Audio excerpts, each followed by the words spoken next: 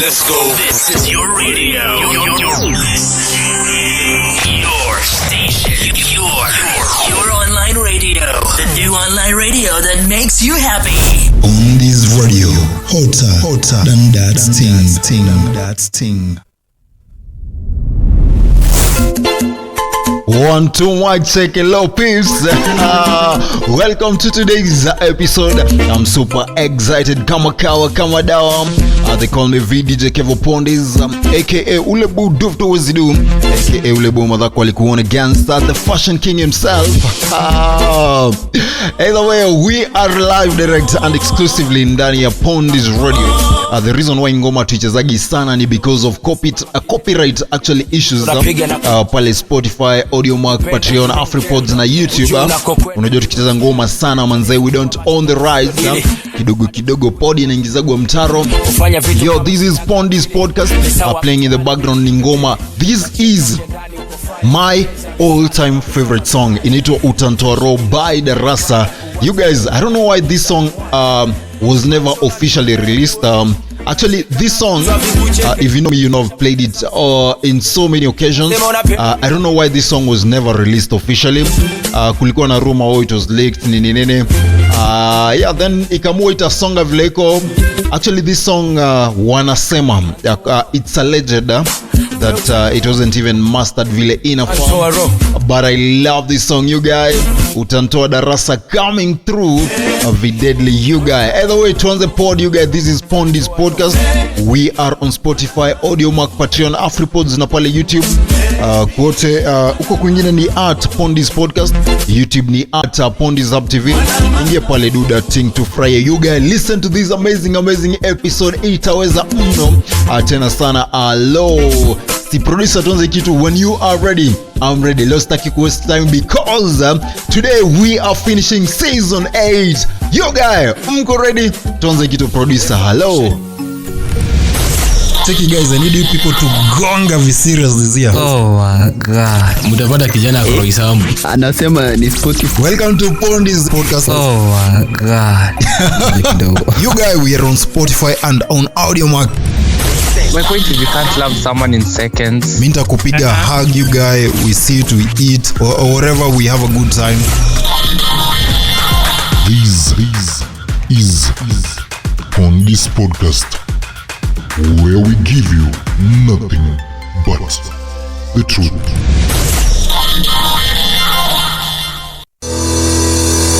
Are you looking for a platform to advertise your business or service? As one of the fastest growing podcasts around, we don't just run ads, we spread your gospel. We are looking for brands to grow with us, walk the journey with us, and reach an audience that is actually listening. To advertise your products, business, or services on this platform at an insanely friendly price, call or WhatsApp +254 103 006 263. At Pondis Media, we are committed because you deserve the best.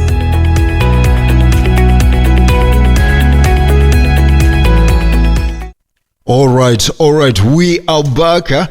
Kidogo kuna kitu tulikuwa tunashughulikia with my producer hapa, but we are back. You guys, before I get straight to what we should be discussing today, playing in the background, to change the band music.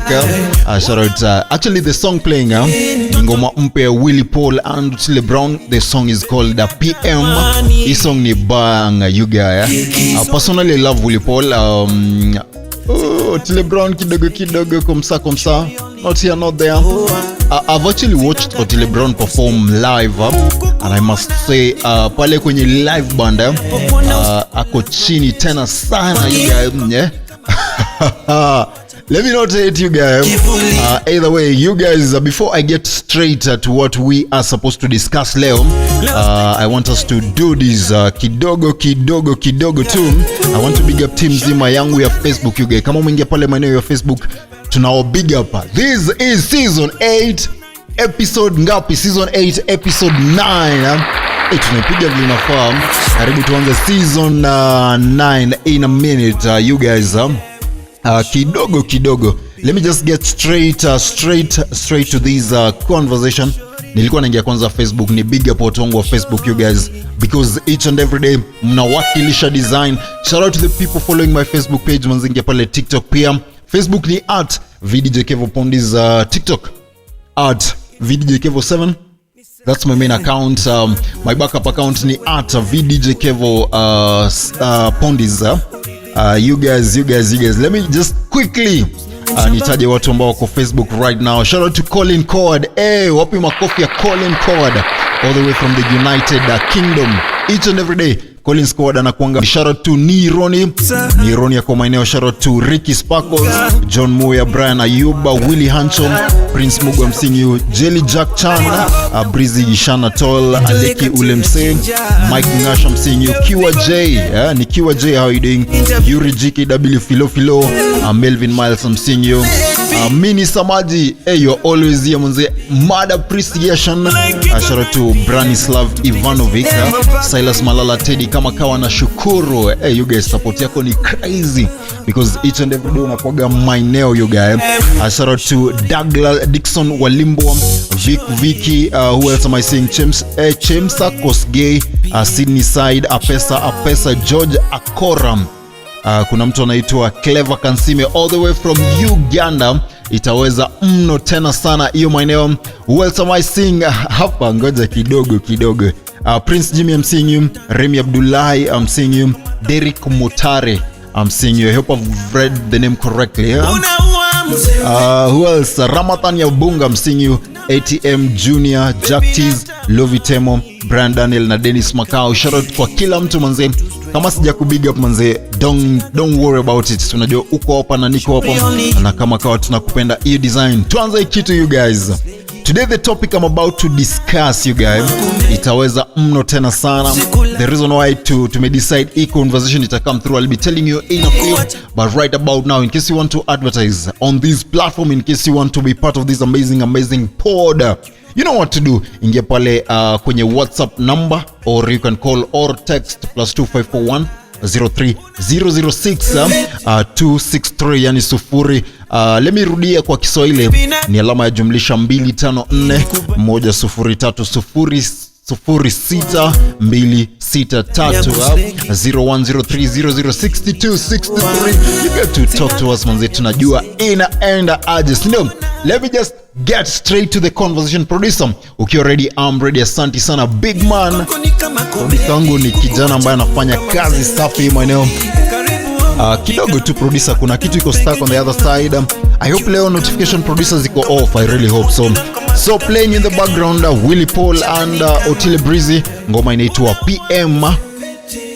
The song ni fire, actually the song ni bang itself, but Otile Brown kidogo you know, for me I don't believe, okay. Normally too, I don't find him talented you guys. Acha niache kuhate you guys. Let's get straight to the conversation of the day. Solo Kumongarization Season 8 Episode 9. Aloha you guys. Tunasonga kusonga. So leo mtu asijaribu kupiga, because nilisema mkijaribu kupiga kuna kuwaga na kale ka sauti in the background kanatoka huko manze, and that sound is bad. So you guys, let's do this. Today we are discussing, producers juu mbona imepotea, it's back. Yeah, leo I really hope the conversation will resonate to people. I really hope we will touch on issues that are important to the people. So today I'm asking, why kids detach from parents when they grow older? Why kids detach from their parents when they grow older? Normally unapata ukiwa mtu you're very close to your parent, but as you get older kuna kuwaga tu na detachment fulani. You get older, you leave home, unaenda kwako. Detachment doesn't mean you don't love them, so don't get it twisted. So una grow older, you marry or you get married, you go to your own house, kidogo unaanza tu kudetach, kuongea nao maybe na kwa mara moja here and there, unaojulia tu hali generally. Sometimes you know, kuna the issue ya black tax. You tend to view them as a liability, especially kama wanapiga kuomba pesa you guy, or to ask for help. So Yeah, let's dive straight. It can be incredibly heartbreaking and confusing when kids grow distant as they grow older. While some level of distancing is completely normal, healthy part of becoming an independent adult, a deep painful detachment usually stems from a breakdown in emotional safety, communication or respect over the years. So nataka tuangalie primary reasons why children emotionally detach from their parents as they grow up. Number 1, the need for autonomy versus over control. You know, as children transitioning into adulthood, you need to establish your own identity, values and life choices. So when parents struggle to transition from a manager role to a consultant role, friction happens. Unajua ukianza kugrow, unaanza kujimekia your own decision. Ina happen design flani, now the parents are not managing you. Unajua the normal parenting skill ni mzazi, their word goes. So unapata the parents themselves, they struggle between that transition from being a manager to a consultant role. So unapata kuna friction which comes in between that. Normally mzazi amezoea kukuambia hii ndio hii, tufanye hii, you need to do this, amka hii time, enda wapi. But as you grow older, your role them managing you shifts to them being like consultants. Unamuuliza tu advice hapa kule, I need to jenga, what should I do? Maybe wife ananisumbua, how do you go about it? So most parents wanakuwa na hard time to transition from being a manager to being a consultant. Under that, the need for autonomy versus over control. Let's look at what we call the micromanagement. Constantly questioning their career choices, finances, relationship or lifestyles. Lack of privacy. Treating an adult child like a teenager who needs to report every move. Only one thing that causes friction. The result, the adult child feels that the only way to breathe and live authentically is to create physical and emotional distance. Number 2 reason why children are detached from their parents as they grow older is a history of invalidated emotions. Children don't forget how they were made to feel when they were vulnerable. If a child grows up feeling like their emotions are an inconvenience, they eventually stop sharing them. So this is very important actually. Let me repeat that point. Children don't forget how they were made to feel when they were vulnerable. If a child grows up feeling like their emotions are an inconvenience, they eventually stop sharing them. Kuna kitu we call minimizing struggles. Ukiambia mtoto wako kila siku, you have nothing to be stressed about, in my day it was harder. Wajua vile normal parenting wanakwambia hey, wacha wewe, unacheki in my normal days. We used to tembea barefoot to school, we used to walk how many kilometers to fetch water. Ni wewe. Right now times are different. Kuna kitu we call weaponized vulnerability. Using things the child confessed in confidence as leverage during later arguments. Wazazi mnakuaga na hiyo sana. So unapata what that leads to ni the child learns that sharing their inner life with their parents leads to pain, judgment or lecture. So they close the door entirely. Number 3 reasons why kids detach from their parents as they grow older is what we call conditional love and high expectation.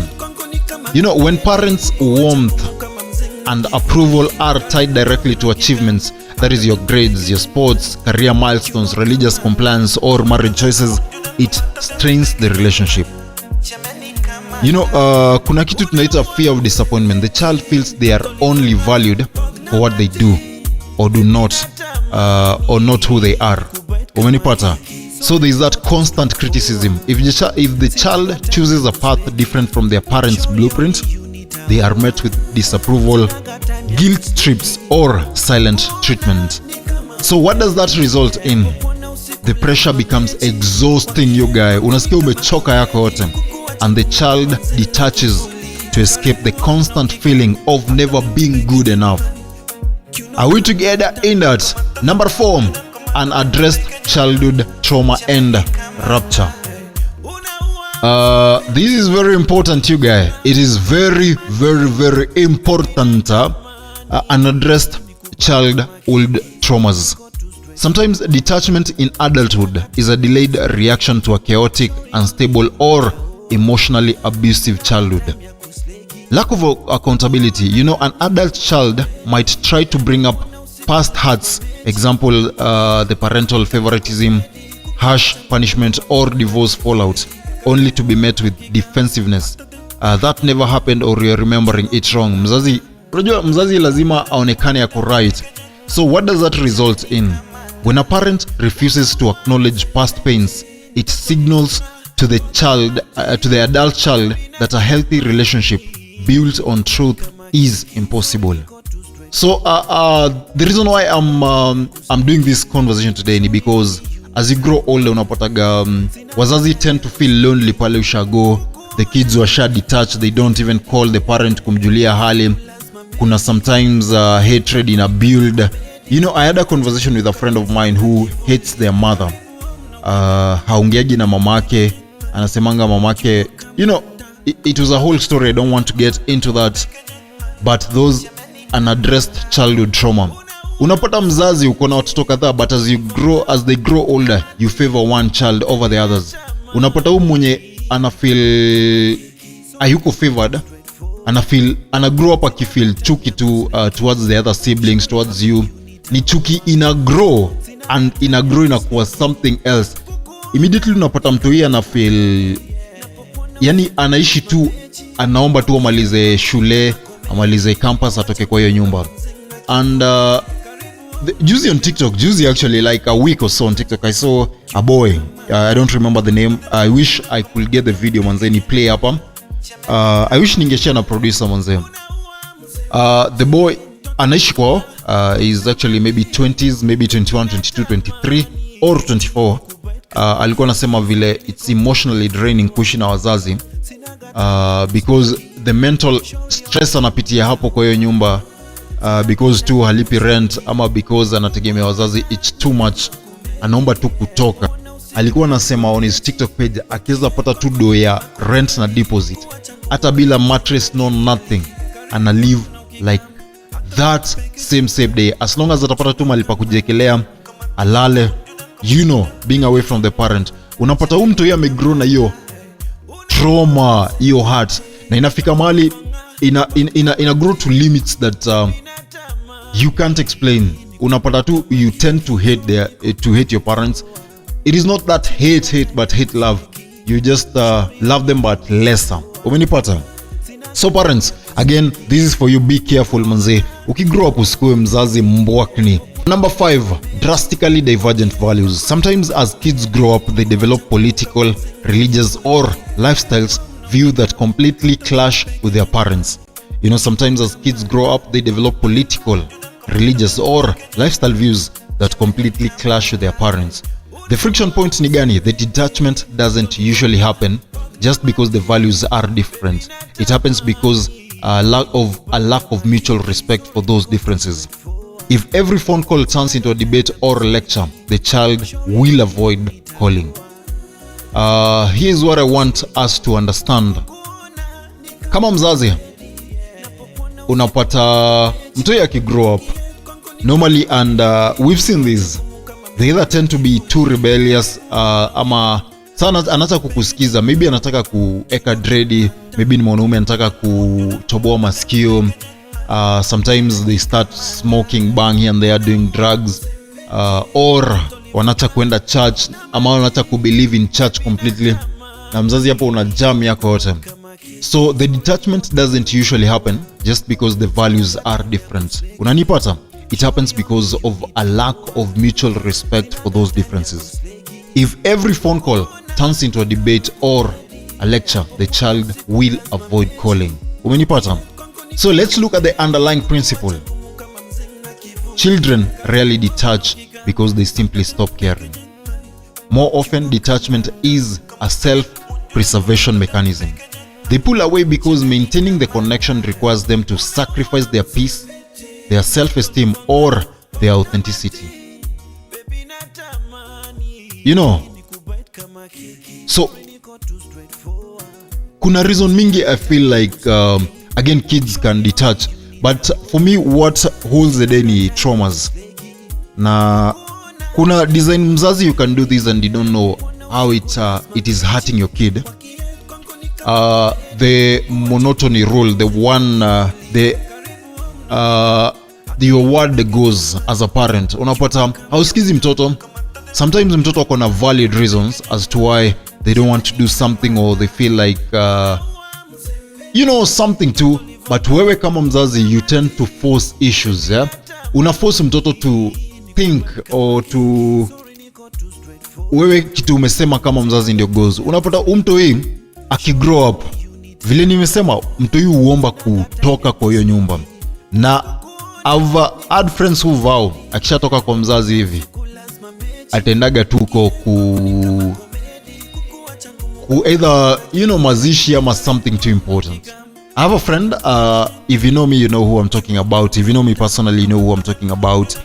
Yeye relationship yake na mamake ni straining sana. Unapata mamake ni toxic and the parent has been toxic all through. Unajua normally toxicity unapataga inakuga side ya buda sana, so when the mother is toxic unapata it affects the kid growing up. Uni mtoi ako 21 as we speak.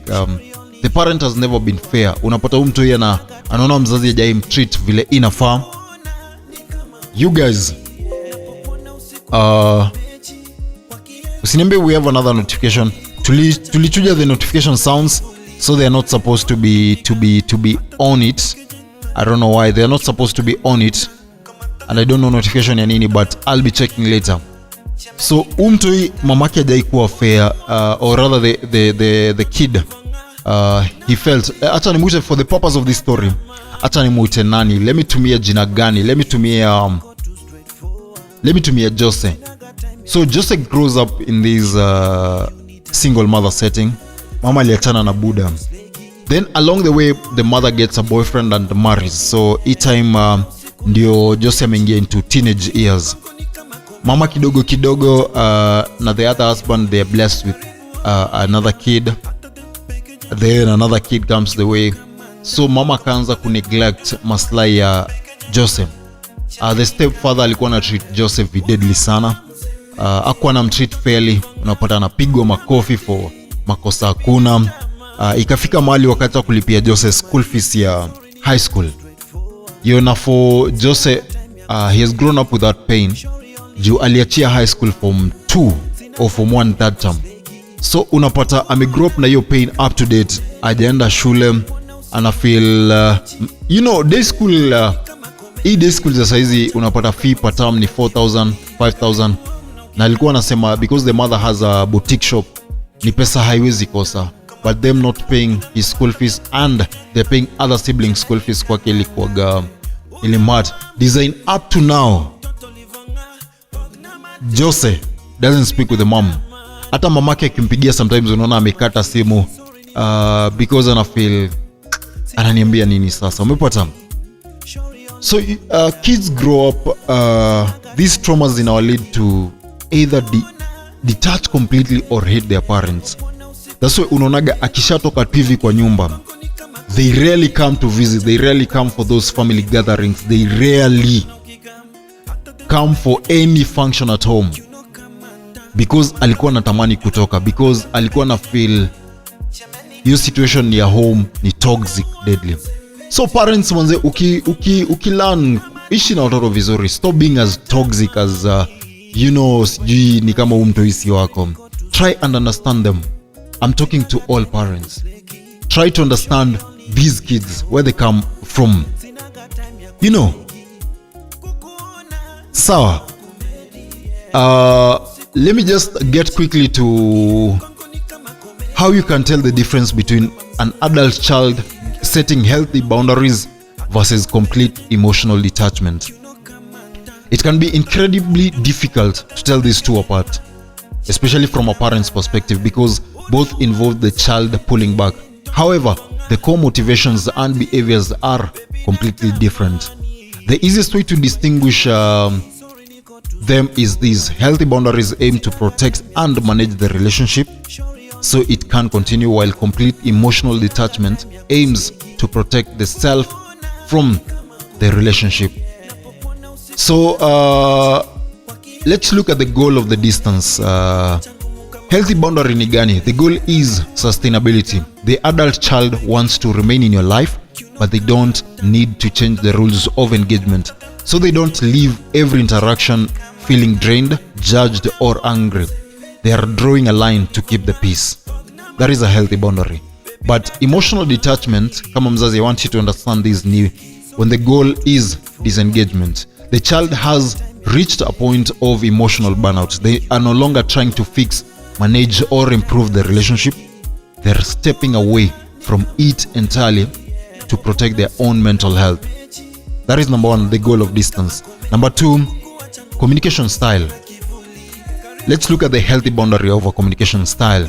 Communication is explicit and clear. Even if it feels firm and uncomfortable, they will state what they need. Example, mtu anaweza kuambia, mom, I love talking to you, but when you comment on my weight, it hurts. If you bring it up again, I'm going to end the call.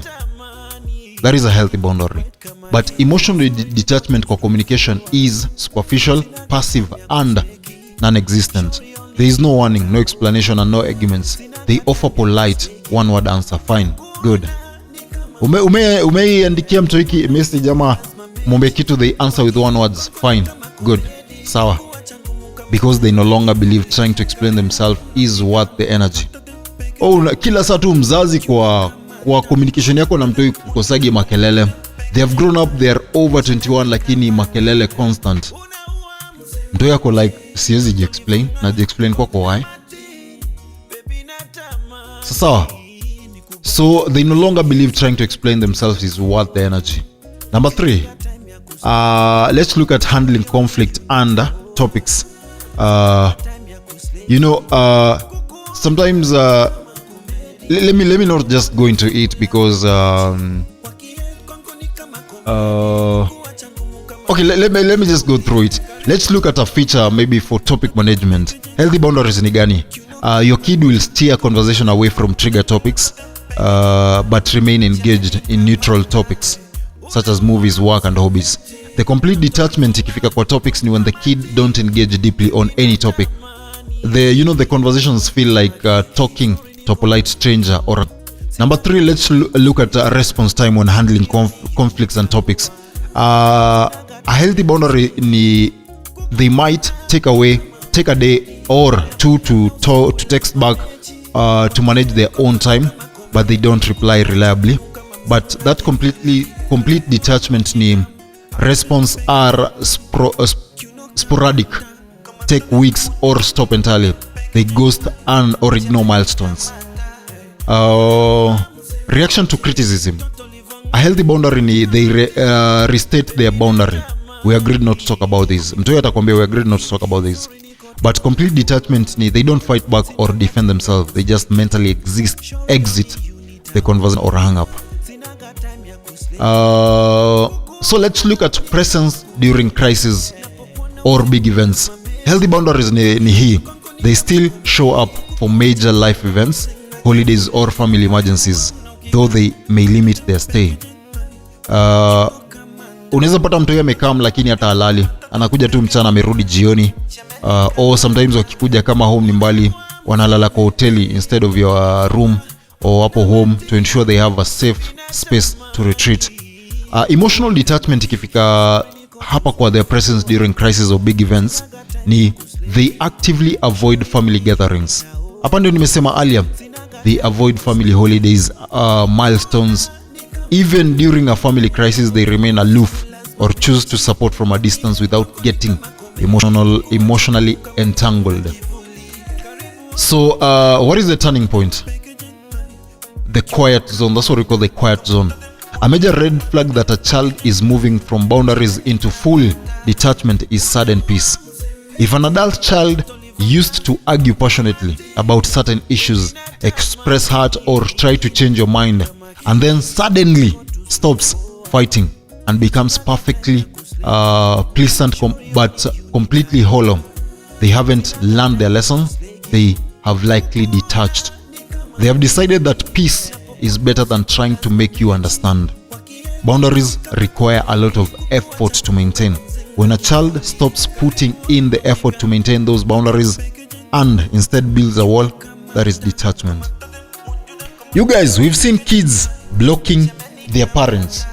Unapata mtu hii asha block mzazi kila mahali, from WhatsApp, Facebook, TikTok, kila place, calls. That is complete detachment.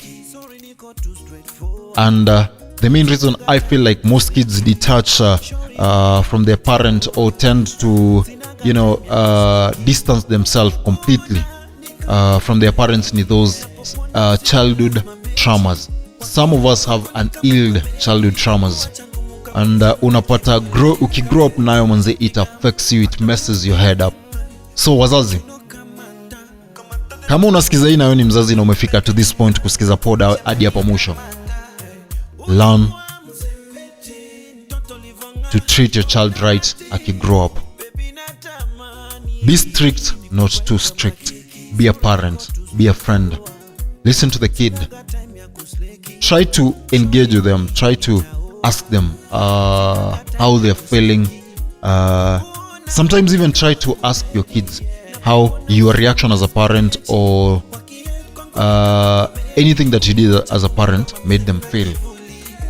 You'll be surprised when kids open up to you. Wakwambie, you did this and ni hati design.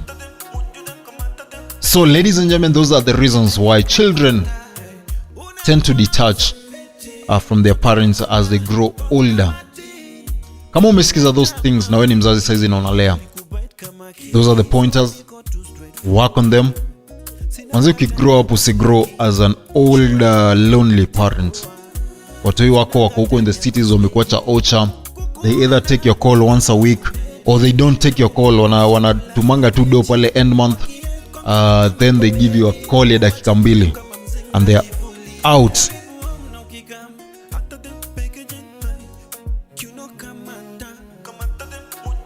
Aya kidogo tu ladies and gentlemen, let me shughulikia pop-up menu. But in the meantime, ladies and gentlemen, this is the conversation for the day. Season 8, episode 9, we are out and about. Nakuja na season 10 in a minute. You guys isonge kisonga iweze vile inaweza. Call me VDJ Kevo Pondis, aka ule bo dove to wezido, aka ule bo modhako alikuona against. Season 10, season 8, episode 10, coming up in a minute. From I don't know, sijui tuanze na season 9 or something, but I'm intending episodes ziende na numbers. Tusikuwe na season equal to like episode something, episode 80 something, episode 87. We'll be doing that again, and at least yache kutu confuse pale na producer when posting. You guys, we are out and about. They call me VDJ Kevo Pondis, aka Ulebo Dr. Wezido, aka Ulebo Madhako alikuona against Mindo Mzazi ya wengine waigizaji kama dawa. This is Pondis podcast where we give you nothing but the truth. Amazing conversations, raw, unfiltered, authentic conversations you design. Kama kawa tunasemanga raw is low. I hope the conversation of the day imekujenga. Kama ni mzazi, let me know imekujenga kivipi. We are out and about. See you on the next episode from Boom. Hello, msiende mali tupatane episode 10 season 8. You guys imeweza na itaweza mno tena sana. See you when you see me. Hello. Take you guys, I need you people to gonga vi serious this year. Oh my god. Mutapata kijana Kroisamu. Anasema ni Spotify. Welcome to Pondis podcast. Oh my god. You guys, we are on Spotify and on Audiomack. My point is you can't love someone in seconds. Minta kupiga hug you guys, we sit, we eat or wherever we have a good time. This is Pondis podcast, where we give you nothing but the truth.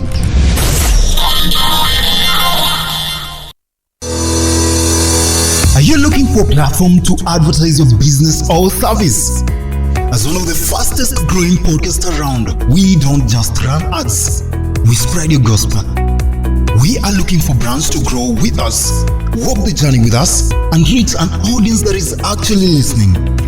To advertise your products, business or services on this platform at an insanely friendly price, call or WhatsApp +254 103 006 263. At Pondis Media, we are committed because you deserve the best.